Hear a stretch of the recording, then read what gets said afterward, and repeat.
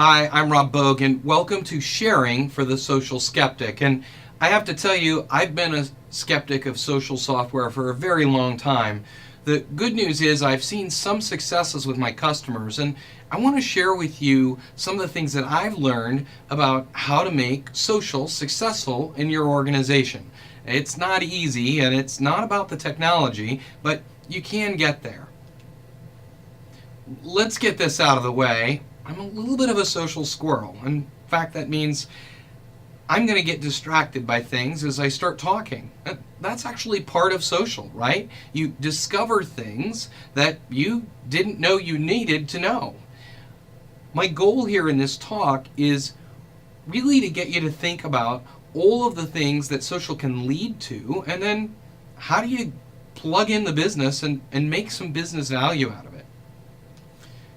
With that out of the way, I've got one more thing I have to say, and that is my friend Eric Schupp says the meaning of social is quote unquote with beer in hand. And so sometimes as we're talking about these social technologies, whether it's Yammer or whatever it is, we forget the fact that it's about people and it's about them sharing their lives and connecting with one another. So as I talk about social, I want to make sure that I don't forget that there's a conversation and a connection between people that has to be had. Let's take a look at our agenda. We really only have 3 pieces. Well, I say only, but it's 3 pieces, right? The first is we want to figure out how to match social to the business. How do we get to a spot where whatever it is that we're delivering socially is something that the business needs and wants? Second, we'll talk about seeding for social success. And what I mean by that is, what do you need to do to make social successful in your organization? Last but not least, we'll talk about what do you need to do to measure social results. It's great that we've got social technologies, but how are we going to know if it is working or not? Our first stop is a time machine. We've got to go back in time 20 or 30 years ago to when collaboration stuff and social stuff was called groupware. And the product for that was Lotus Notes. Lotus Notes was a great tool for its time, and it allowed people to work together in ways that they hadn't been able to before. But did Lotus Notes cause collaboration, or did it simply enable it? The research seems to say that Lotus Notes wasn't a cause for collaboration. It didn't automatically make people start collaborating, but what it did do is in organizations where they were ready to collaborate, when they were ready to engage and be a part of the collaborative experience, well, Lotus Notes enabled that to happen. So let's talk about matching social to the business. What does this mean? How do you match social to a business? Well, in this section, we're going to talk about 3 big blocks. And we're going to talk about why we're doing this. Why is social being done at all? And in that, we'll talk about employee satisfaction, knowledge management, and something called the wisdom of crowds. And then we'll talk about how to get clear on what our objectives are and what some of our options are for social. So let's talk about employee satisfaction. Now, employee satisfaction isn't just about how do we recruit people, but it's how do we retain them and how do we keep them productive while they're with us. And one of the things I often hear is millennials demand social. The reality is millennials are new in their career and they don't demand social. They may expect it, they may understand that it's the thing that we want, but it's not necessarily something that is a deal breaker for a lot of millennials coming into the business. They just expect that social is the way you do things. One of the other things I often hear is our tools are so antiquated that we're losing people. And I can tell you that there are some very prestigious organizations using some very antiquated tools, and for the most part, people don't care. The reality is that the organization itself is more important than the tools you have and whether you have a high social or a low social tooling set. It's more about, do people collaborate? Do they work together? Are you building off of each other, or are you tearing people down? The last bit is we can't attract top talent without it. We can't attract top talent without social. This is all great, but it doesn't necessarily reflect reality. It's really noise. Well, what's the research say about social, about communication, about how we're satisfied as employees? So if you take a look at this map, and we'll look at some details here in a second, but communication satisfaction leads to employee satisfaction, which ultimately leads to lower turnover, better customer satisfaction, and better customer profitability. So this all works really great, but how does it flow together? So let's start with communication satisfaction. And if you look at communication satisfaction, there are factors that were discussed all the way back in 1977, and Downs and Hazen created a communication satisfaction questionnaire, and they talked about things like media quality, organizational integration, communication with superiors, horizontal communication, communications climate, is it open or is it more restricted, relationship with subordinates, personal feedback, and an organizational perspective. How do I understand my organization? These are the factors that are whether you're understanding and really fitting in with the organization. Now, this communication piece, it's a really big piece when you consider the next step, which is employee satisfaction. In 1987, so we've gained 10 years here, Frederick Hertzberg wrote an article, One More Time, How Do You Motivate Employees? And he looked at all the factors that you have for motivating employees, and several of these are focused around communication, the relationship with your peers and subordinates. The ability to connect with employees and to communicate with them is highly correlated with their satisfaction. Now, if you put that back together, we've got employees' communication satisfaction leading to employee satisfaction, and plenty of studies, like some of the work done at UC Berkeley, have said that if your employees are satisfied, they're going to stay in the organization. You get better retention, which of course reduces turnover of clients, and it improves client satisfaction. So this whole model is driven a lot by the way that you communicate with folks. And so as you look at social, what is it? Well, it's how do we communicate with each other, with our superiors, with our subordinates? How do we communicate in the organization? So let's put this in context and go back to Frederick Hertzberg's article. So in this case, we're looking at what he said were hygiene and motivators. Now let me explain that. Hygiene are the things that once you get enough of them, you don't need more of them. And then on the other side of this is motivators. The more you get, the more you want. The more you get, the more you want. The more you get, the more you want. Now, as you're looking for things that get people to stay in an organization, join an organization, to be engaged with an organization. And by the way, Gallup says that most of our employees are not engaged. In fact, a non-trivial percent are actively disengaged. They're working against the organization.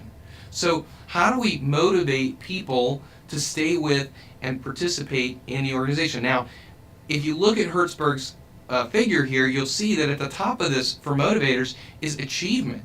The ability for the person to achieve something in the organization, to be recognized for their work, to be recognized as a star employee or a good employee or someone who's contributing to the mission of the organization as well as the bottom line.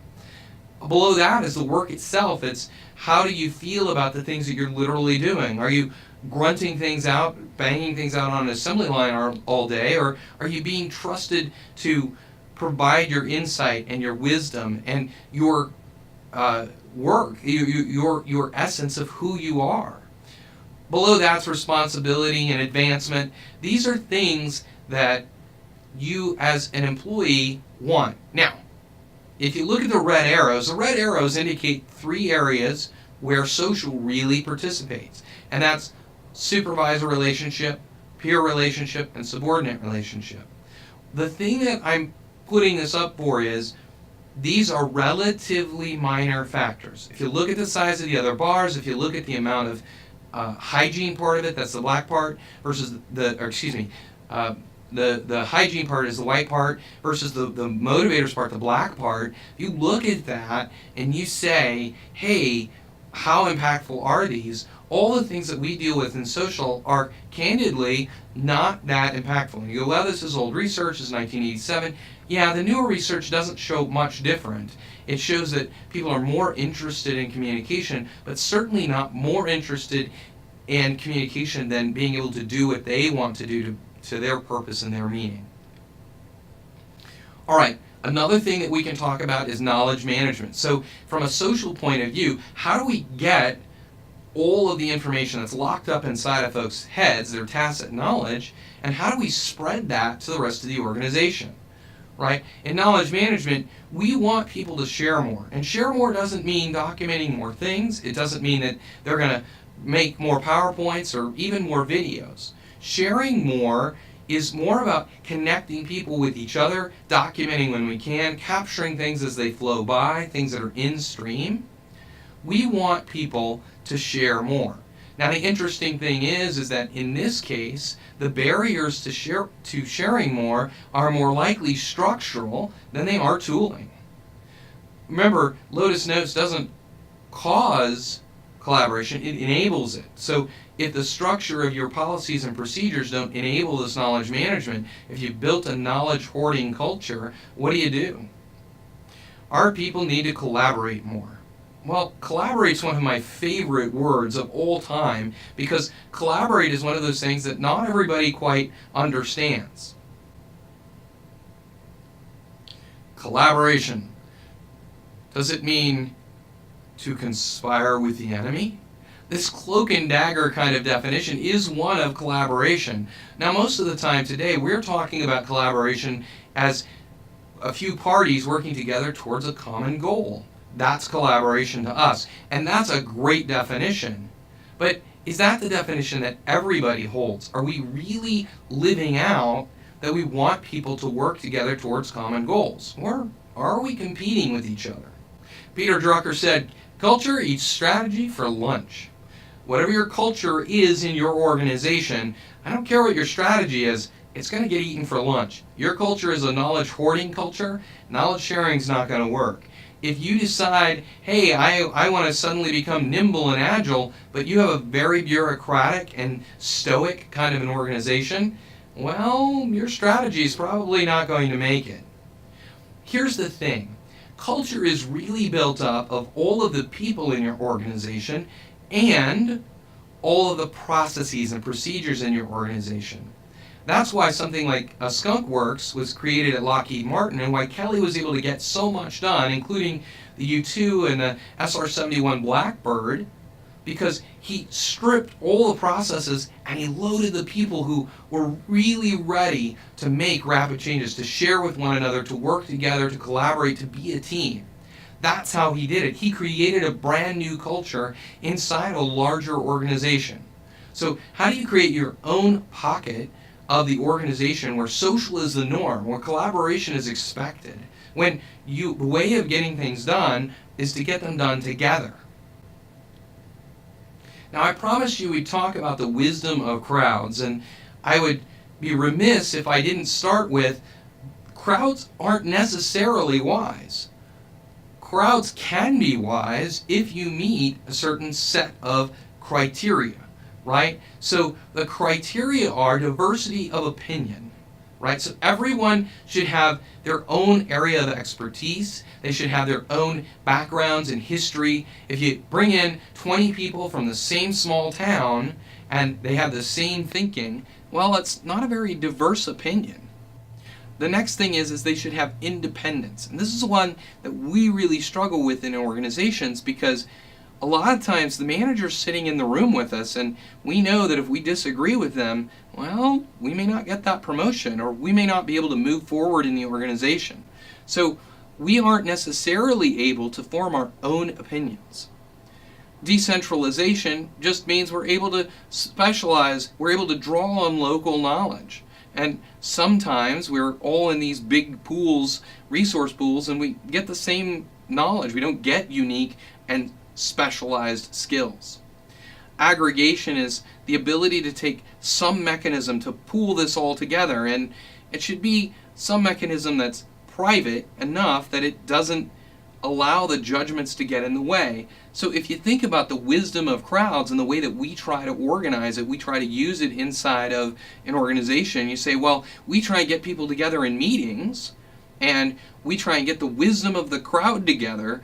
And the reality is that meetings are not a good place to get the wisdom of crowds. It's hard to get diversity of opinion. You certainly don't get independence. You may get decentralization, but you probably aren't going to get aggregation that works in a way where judgments aren't expressed. So what wisdom of crowds sometimes turn into is the tyranny of masses. It sometimes turns into what Irving Janis called groupthink, where everybody just goes along with the answer because they don't want to be the outlier. They don't want to say that the emperor has no clothes. So another kind of failure is a little bit different, and that's the tragedy of commons. So the tragedy of commons is really a depletion of a shared resource by individuals who are individually acting in their own self-interest, right? It is a bounded reality where I'm looking out for me, and I'm not necessarily able to see or concerned about the kinds of impact that I'm having on other people. So this comes from, in Old English times, they would have a common area which had grass on it, and you were allowed to have your animals graze on it, so a cow. And so if you're a smart farmer and you say, hey, the grass is free and water's free, so if I get another cow, I'll have twice as much milk and twice as much meat, so I should get another cow. If everybody does this, though, the grass that fed the cows is all evaporated. They starve it out, and then all the cows starve, not just your new cow. So you can end up draining all the common resources out of a system and end up with a tragedy where all the cows die and everybody's worse off. One of the failures I often see when I'm working with organizations and we're trying to get social involved is they can't get clear on their objectives. They know they want social. There's this feeling in their gut that they're missing out on something. There's nothing just not right with your organization. They don't know what it is. They don't know what to put their finger on, but there's just something not right. The problem is that rarely works out. That something not right is still present after the social technology is implemented. The trick is to pick a clear objective, one objective, or a few if you need to, and remain focused on them. So you say, well, what kind of objectives might I have? Well, one objective might be to improve the response to a request for proposal. I want to make sure that there are 3 people involved rather than 1 in looking at a request or responding to a request or providing information. Say, well, that's very expensive. It can be, or it doesn't have to be. It could be very straightforward in terms of how you enable and facilitate people to get their information into these response proposals. Now, that's not the only answer you can say for social. You could say, my goal is to reduce email. And you go, well, okay, why do you want to reduce email? Do you want to reduce email to improve productivity? Okay, yeah, that's what I want. All right, well, how would you measure that, right? So that's the second part, is how do you measure whatever it is that the goal is that you figured out that you want to test? And you say, well, I could measure the number of emails, and if the number of emails goes down, then it's better. Okay, but how does that impact the business? How do you improve the business based on the measurements and based on the goals that you've got? So you shouldn't be doing social if you can't come up with at least one clear reason why social's the thing to do, why your pick at what social is the thing to do, right? I encourage you, as you're building these goals, to do something called ritualized dissent. That is, tell people they have to disagree. They have to pick apart this goal that you have and figure out where the holes are in it, because that will help you get to a better goal. It'll help you get to better metrics. It'll help you figure out what the problems are. So encourage people to say, you have to pick this apart. I've created this, or this team created it. Bring in another set of folks and say, you have to pick this apart. You have to tell us where this is going to break. The other thing to think about is the 4 disciplines of execution talks about a wildly important goal. What is it so wildly important in your organization that social is one of the levers that you can use to get there? All right. Let's talk about some of the social options in the SharePoint landscape, and we're including into this Office 365. What are the things that you can do in SharePoint that are social? Well, starting at the top here, you can do blogs. Well, blogging lets you share your information. If our goal is knowledge management, making it easier for people to know what I know, a blog's a quick way to do it. I can write a blog post, just a summary of what I thought, or some project, or some kind of new idea that I came up with, and post it. When people search, they'll find it. They'll find that I'm the guy that had that idea, and they can reach out to me. Another idea is a wiki. So wiki is Hawaiian for quick, and it's just web pages that you don't have to spend much time on, and they're not necessarily structured. The idea with a wiki is I'm just documenting what it is. It's different than a blog in that a blog is organized by time sequence, where a wiki is cross-linked and somewhat random. You've got your profiles and the things that you can put into your profile to let other people know. Like, for instance, I'm a trained comedian. You wouldn't know it by this talk. I'm also a trained pilot. And so if somebody needed to know something about aerospace, they could reach out to me, even if it's not my primary job. Of course, you've got microblogging options and news feeds and commenting and things that you can do to talk about documents and articles and all that kind of stuff. You can also do tagging so that you can start to find things in a kind of delicious or a Flickr kind of way. That's all great. That helps you kind of build maps and networks of things. You can do document rating. You can do instant messaging through Link. And you can also do Yammer. And Yammer, as much as it can be its own social engine, it can be its own collaboration engine, plugs into SharePoint. It can be a part of how you overall drive people in your organization to work with each other. It's a tool that can help you do that microblogging sort of thing. All right, it's time to talk about seeding for social success. So if you're going to be successful with social, how are you going to do that? That's what we want to figure out in this section. So in this section, we're going to talk about how to eat an elephant. My apologies to PETA. We're going to talk about establishing some cultural norms. We'll talk about reward systems and how they work. We'll talk about gamification and how you put those pieces together. And we'll talk about emergence. What happens when you create all the right environment, and what can you predict? So our starting point is how to eat an elephant. The thing about how to eat an elephant is you eat an elephant one bite at a time. Same goes true for social. You don't try and bite everything off, deploy every piece of social software and every social option and see what sticks. You pick one thing and you try it. And then you learn from that and you expand that and you enhance that so that what you are doing is building upon the one success you get. If you go to shotgun and try and do everything all at one time, well, it's likely your social experiment will fail. All right, we're going to talk about cultural norms, and we're going to talk about them because they're invisible. They're things that we just don't see, but influence all of us, and that can result in a cold start problem, a problem where nobody knows how to get started. Let's take a look at a couple of examples. So let's start with mall walking. Which side of the mall do you walk on? I'll give you a second to think about that. You're walking through your favorite mall and between Macy's and Target and whatever else is in your mall.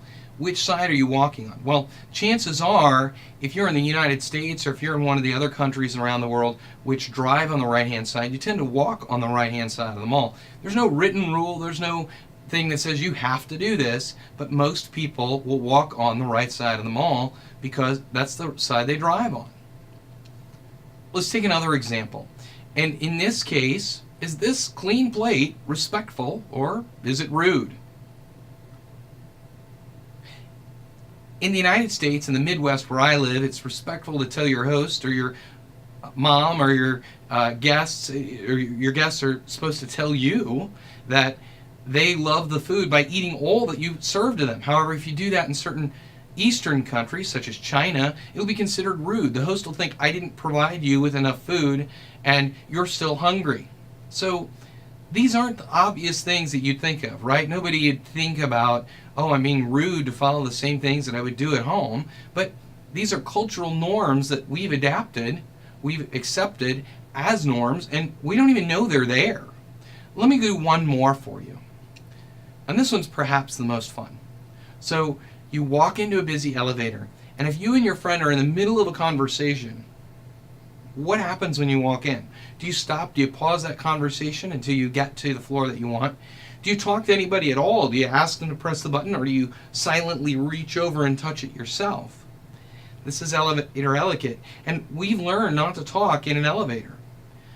Another thing that's kind of funny, you walk into the elevator, do you stay facing the back of the elevator? Well, convention says that we don't. We turn around and we face the doors, which presumably are going to open. So we've built a whole etiquette around how we behave in elevators, and that etiquette isn't written down anywhere. It's not something we know. It's just the way things are. It's the cultural norm. This leads us to a cold start problem. Now, what's a cold start problem? The cold start problem is where you have to break the inertia. You have to start things differently than they were before. You have to get things started in a new way. If I start a brand new commenting system, a review system like Amazon did, I may not be able to get anybody to do reviews. And in fact, that's the problem that Amazon had. Nobody knew what to write in a review because there weren't any reviews to model after. So you have to provide a model for how you want people to participate socially. If you want them to comment on half-page posts, well, then you need to show people how to do that and what they should look like. What are the key topics that they should cover? The other thing you need to do with Cold Start is the opportunity is that we're going to do nothing. We're going to continue the existing behavior. Newton said an object in motion tends to stay in motion. Well, that's the same is true for people. We tend to not do things unless there's a reason to try it. So how do we kick things off? Well, one way to do that is a reward system. And a reward system relies on the idea there's a psychology of value. There's the idea that something that has value, some number, some numerical value, has power for us. If you look at the green stamps, which are here on this slide, you'll see that they may have had very little actual value, but people collected them because they could get the green stamp books, and it looked like, it appeared as if the stamps had real value. We think about all the points that we get from different systems and all the point systems and the rewards and frequent flyer miles and all of these things, and they may have some marginal value, but they don't have any direct cash value. We still, as people, love to collect them. We want to get millions of frequent flyer points. These reward systems can be strong motivators. As we saw with Hertzberg, achievement is a strong human desire. That's why badges in gaming systems and Xbox and so forth are really powerful for folks. We don't perceive the value of a reward the same way that we perceive the way of a loss. So outing someone, giving them 10 points, even if those points don't appear to have any real meaning, can be very, very powerful to them. Achievement, this ability to compete and the ability to have status, is one of those things that is innate and inherent into all humans. Now, reward systems are just one part of a larger piece, which is gamification. A lot of folks ask me, well, if I want to make social work, can I just gamify it? Can I make the process of posting into a game? Well, gamification is more than points and badges. It's about making people like what they're doing. It's about making the experience as positive as you can possibly make it. It's making work seem like play, right? Now, there's some examples that people try to use for gamification. They go, well, we're going to do a scavenger hunt. Well, a scavenger hunt is fine if people are going to enjoy the process. If, however, it's going to be a tedious, random thing that you're trying to find the thing that just didn't make it onto the main navigation, well, that's not all that useful. If you think about this in a more positive way, how do you do this? One thing to think about is this idea of geocaching. Now, geocaching is effectively locating a piece of of something, just some interesting item based on its coordinates, based on the description that people give you, and figuring out the coordinates. So geocaching is a pretty neat idea. You don't get to keep whatever's at the end of the road, whatever you find. You have to leave it there for the next person. The fact that you're taking a walk, the fact that you're getting exercise, you're out in the outdoors is more interesting because you've got a target to reach. The same thing can be said of social. Can you put some sort of a target for people to get to? Can you make some interesting thing at the end of the road? If you do all things right and you create the right social environment, what are you going to get? Well, the reality is you don't know. It's emergence. You're going to get some kind of an outcome, but you don't know what it is. Unlike our caterpillar, chrysalis, and butterfly here, we don't know the linear path between things. You can create the right conditions for social, but you're not necessarily going to be able to guarantee you're going to get some sort of a social outcome. So our goal is not so much to create social, but to create the right circumstances for social to be created. All right, systems thinking. The thing about systems thinking is social is a system. It's people interacting with each other. It's about that relationship. It's about not just the actors, not the tools that you're using or the people. It's about how it all works together. And the idea is that social enables more and better connections. That's what we're going for. All right, let's look at the last section, and this one is about measuring results. So we've said that we want to create real measurable results for the business. How do we get that accomplished? Well, one way to do that is by changing